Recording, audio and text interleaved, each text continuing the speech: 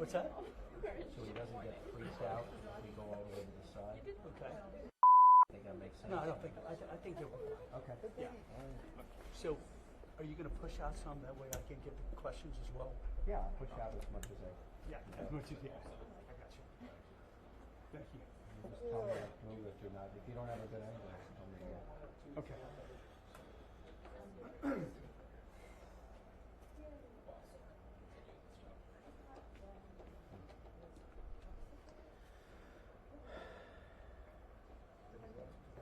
The waiting is the hardest part. How bad are we going to fog up? Huh? How bad are we going to fog up? I was gonna say that.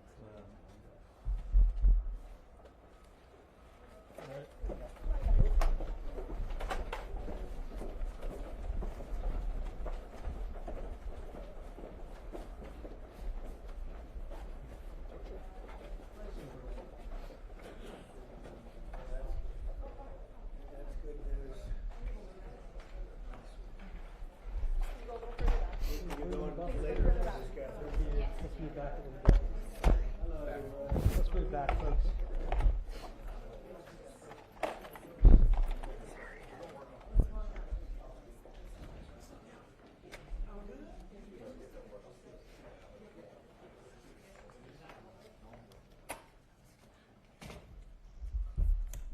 Thank you very much, everybody. Been a little busy day, right? We had a good morning, and now we're having a good evening, and we're going to a premiere in a little while. But there's nothing more important than what we're doing right now, in my opinion. Today I'm signing a historic executive order to combat the scourge of addiction and substance abuse. Big deal in this country, and probably in every country. We're calling it the Great American Recovery Initiative. I'm grateful to be joined by co-chairs of this sweeping new effort, Secretary of Health and Human Services, Robert F. Kennedy Jr., and Senior Advisor to the White House Great American Recovery Initiative, Catherine Burgum. Thank you both very much. Thank you, Catherine. Thank you, sir. Thank you. Where's Bobby? Bobby. Hello, Bobby. Come here, give me a hand. I love Bobby. You're doing a great job, Catherine, all right? Do we think so? Who's doing a better job, him or your husband? Maybe your husband. He's doing a good job.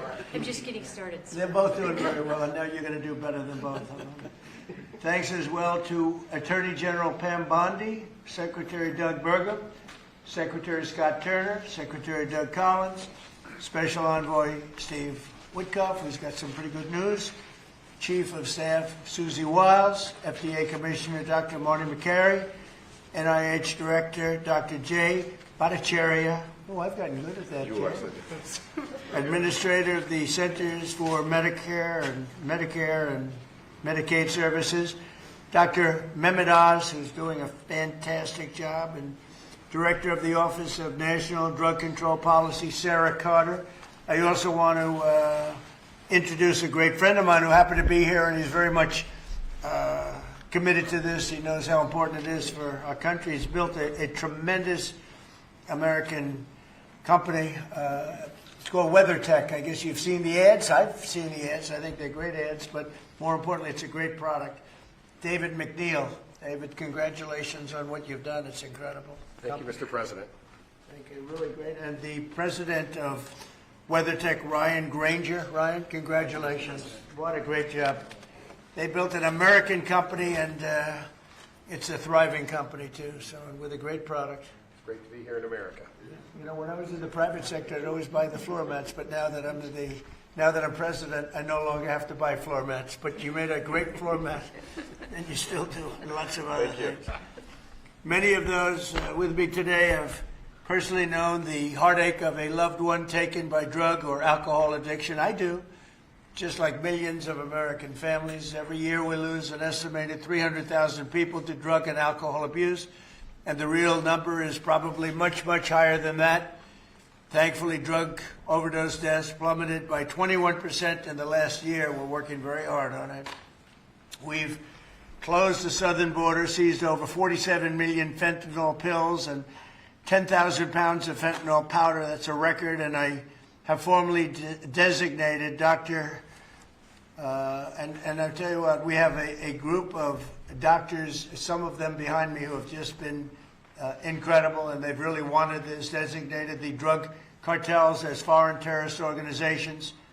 And for some reason, they didn't want to do that until we came along, but they are indeed foreign terrorist organizations. With our action in the Gulf of America, that sounds so nice when I hear the Gulf of America, drugs entering our country by sea are down 97%. So when you see the boats being hit, those boats kill on average 25,000 people a boat.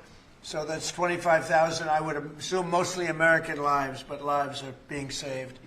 Now we're taking a bold action to help Americans struggling with all forms of addiction so they can get the help and the support that they need to free themselves from the horrible burden of dependency. The Great American Recovery Initiative will bring together federal, state, local, and private sector resources to support addiction, recovery, treatment, and prevention. And it will help mobilize the full resources and authority of the federal government to help stop this tremendous plague. And I'd now like to invite Secretary Kennedy to start, and then Catherine Burgum, and then I'll sign the order, which I've just signed. And wanted to make sure the signature was good, took my time. And we get, let me just see, pretty good, pretty good. Let's give it a 10, okay, for Catherine. But I'd like Bobby to say a few words, and Catherine, thank you very much, everybody. Please. Mr. President, thank you for your leadership, for signing an executive order that tells the truth about one of the greatest challenges that our country faces. Addiction is not a moral failure, it is a disease. It's chronic, it's treatable, and for too long our nation has responded with fragmentation, with stigmatization, and silence instead of science, compassion, and coordination. Today, President Trump changes that. With the Great American Recovery Initiative, we finally bring the full strength of the federal government together across healthcare, law enforcement, housing, labor, faith communities, and the private sector to save lives, restore families, and rebuild communities that addiction has hollowed out. Nearly 50 million Americans suffer from substance use disorder. Many never receive treatment. Even more don't believe that help is possible.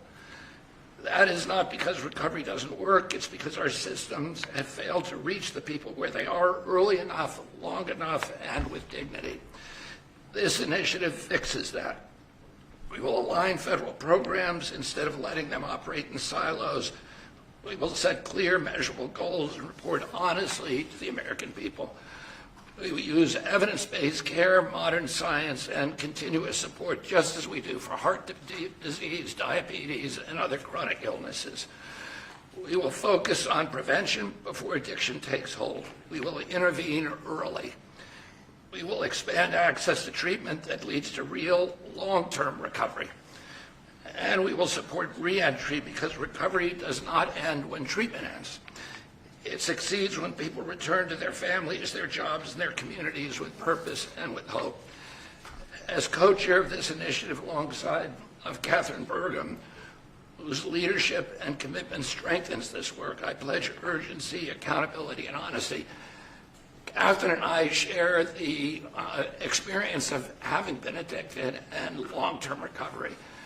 But almost everybody in this room and almost everybody in our country has been touched by addiction. Steve Witkoff, who's here, had an extraordinary son, Andrew, who was a superstar boy, a straight A student, an athlete, and a wonderful leader, and lost that son to addiction.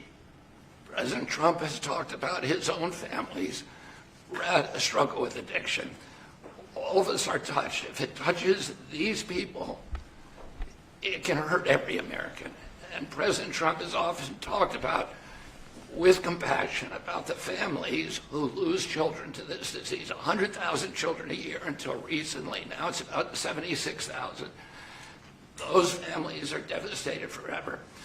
And the cost to our country, not only in dollars, but in just the malaise and the despair that it imposes, is incalculable.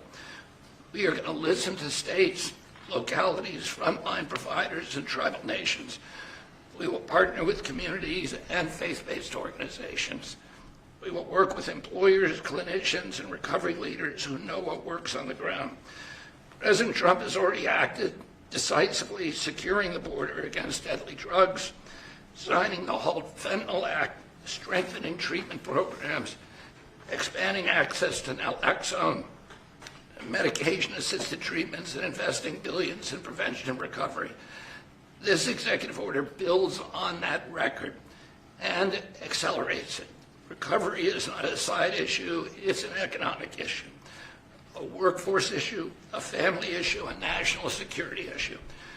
When Americans recover, communities grow stronger. When families heal, children thrive. And when we confront addiction with courage instead of complacency, we reclaim the promise of our country.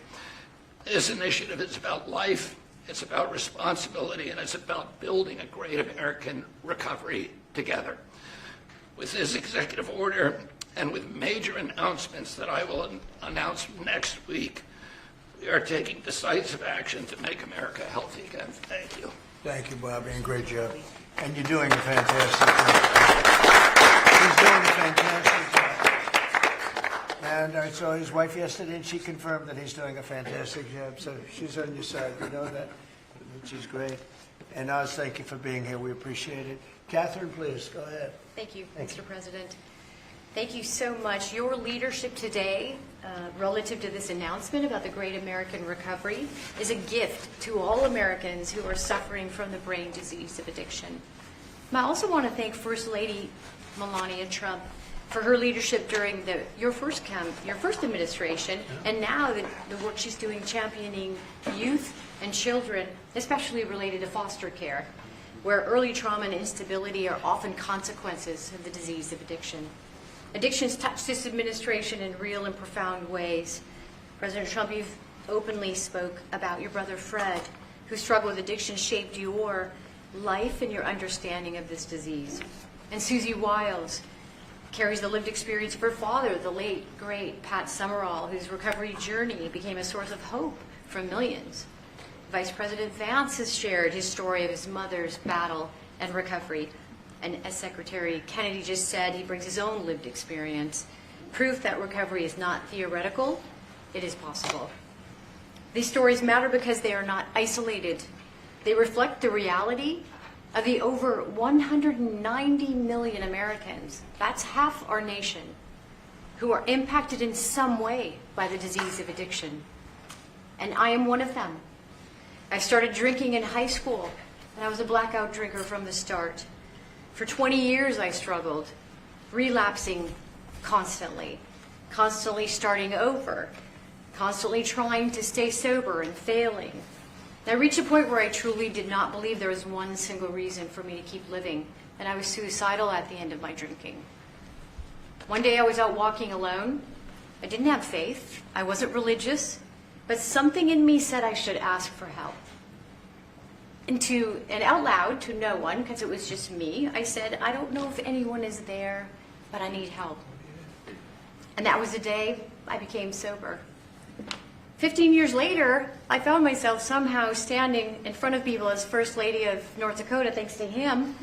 But I was asking people to share their stories openly about addiction so we could eliminate the shame and stigma, so more people would reach out for help and more lives could be saved.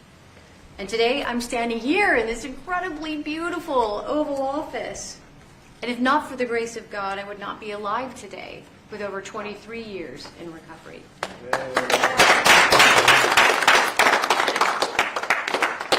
That's why I'm here, and my message is simple: never give up hope for recovery. Mr. President, I also want to thank you for allowing me to stand here with you today.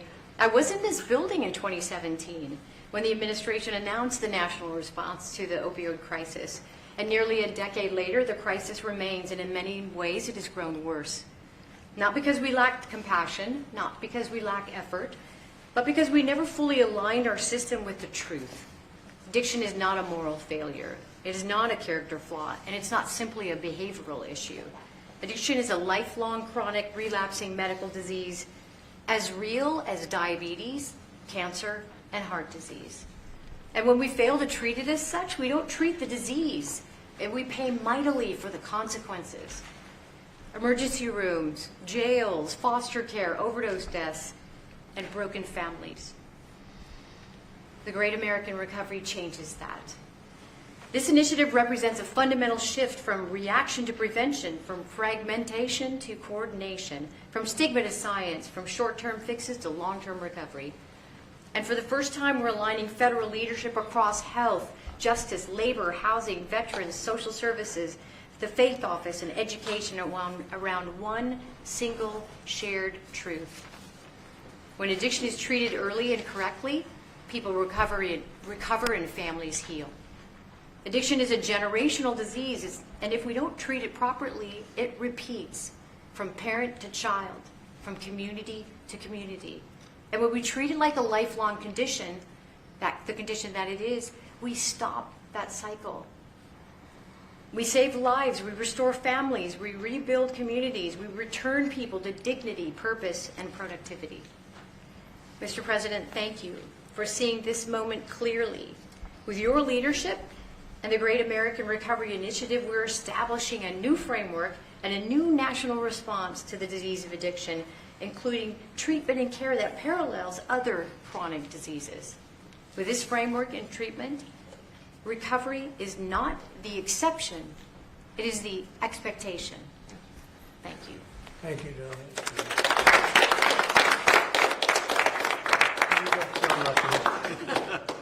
You know, I saw them riding horses in a video, and they said, "Who is that?" I was talking about her, not him. And they explained it. I said, "I'm going to hire him because anybody has somebody like you to be with. It's an amazing tribute, and it's a great couple, amazing couple." And she's very much a part of his big success. He was a fantastic success, as you know, having been one of the most successful business people. And I saw him campaigning, a great governor, two-term governor. He did a fantastic job, North Dakota, and he's done a great job. And I'll tell you what, Catherine's a very big part of it. I see it. It's just really one of the fantastic couples. So I appreciate it. What a beautiful job you've just done.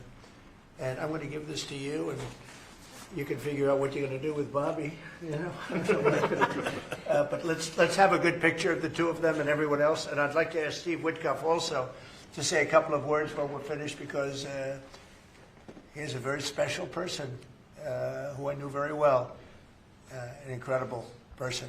So if you don't mind, Steve, I'll ask you to do that in just a second, all right? Please, Bob.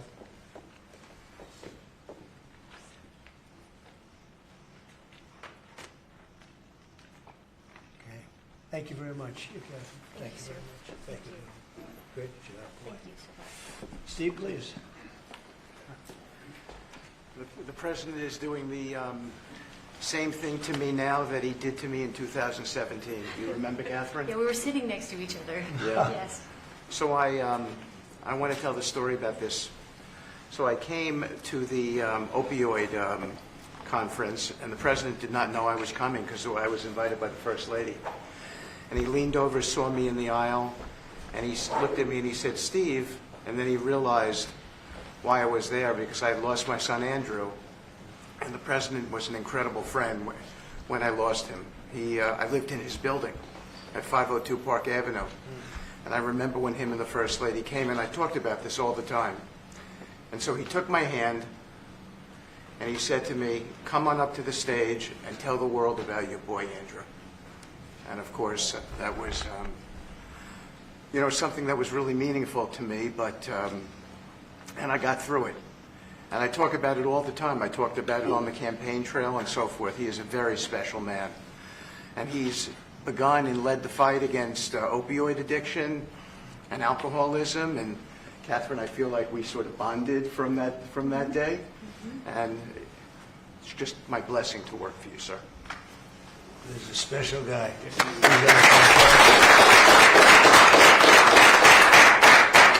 He and a group of people, Jared helped and others helped. Steve, peace in the Middle East, and we're there. Yes. A couple of little flames, but they're very little by comparison, and they'll go out quickly. Yes. They're already going out.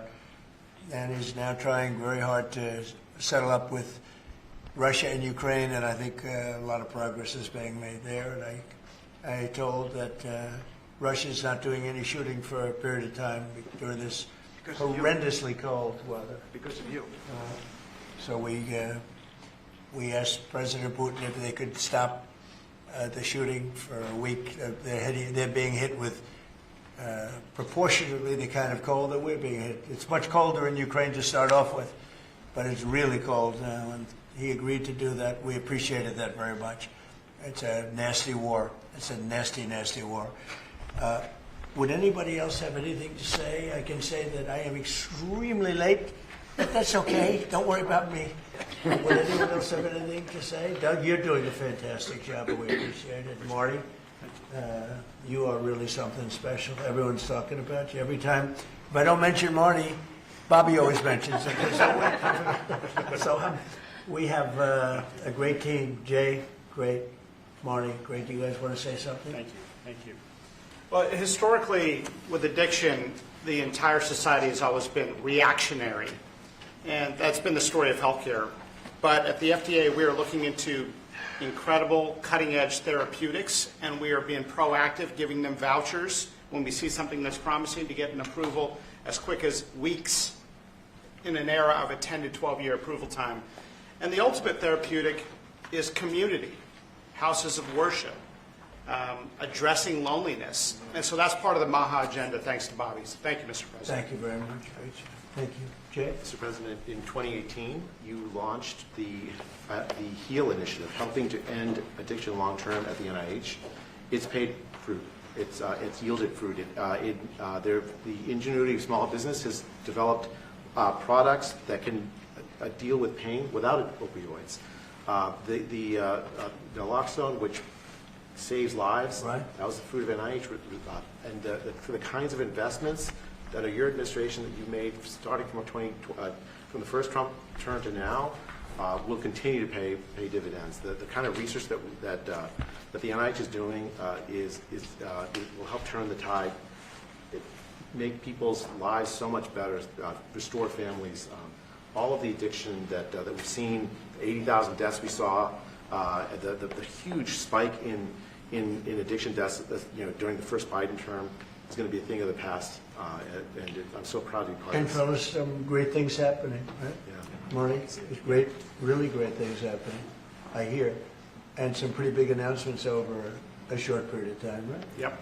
Moving drugs over the counter so you don't need a prescription. Yeah, right. Naloxone, which treats opioid, is one of those drugs. And we're being proactive with synthetic 7-OH, a new opioid that's showing up. And we're working with the DOJ on addressing that because chemists are coming up with new opioids faster than the government has been able to keep up. We're going proactive on these new chemicals. That's great. No, I hear fantastic things. Thank you all very much. We really appreciate it a lot. Thank you, Oz. He's doing a fantastic job. Thank you all very much. I appreciate it. Thank you, please. Thank you. Mr. President, can you respond to the new Fox poll that says people think ICE's tactics are too aggressive? Thank you guys. First reporters, we're done. Thank you. Cameras, we're going. Thank you, press. Thank you, guys. Thank you, guys. Thank you. Are we going to flip for this, or what are we going to do? Oh, sorry, I really do. Come on over here. Let's talk David for a second. You guys get a good picture.